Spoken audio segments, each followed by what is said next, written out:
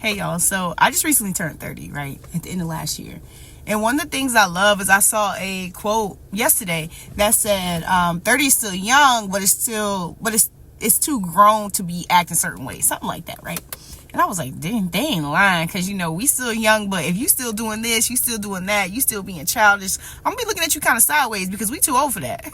But we still young at the same time, right? So it made me think, like how obviously we know that the older you get, you're gonna just get some wisdom. If you ain't getting wisdom, that's when I'm gonna start looking at you crazy, as if you ain't getting older and getting wiser, and you just staying where you at.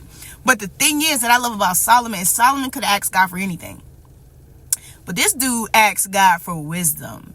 And to me, that's so dope, because, he was at a place literally where like God was going to he ended up giving him the things anyway because of him asking for wisdom. But he could have asked for, more money, more fame, more riches, whatever it was. But he asked God for wisdom. And so I love that, because it tells us that whether we are young or whether we are old, we can ask God for wisdom and he'll give it to us. Because he's going to look down and be like, look at my servant, look at my daughter, look at my son, asking me for wisdom, and they can ask me for anything.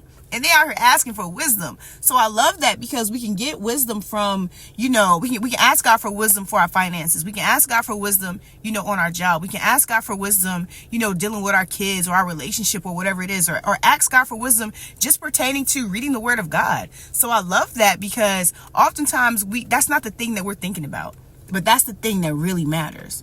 Imagine having the utmost wisdom in every area of your life. How differently you would do some things. Imagine, if we had a certain kind of wisdom when we first started, having credit. Imagine what that would be. Or imagine, how differently we would act in relationships if we had wisdom in that area. So just, begin to ask God for wisdom, and he'll give it to you.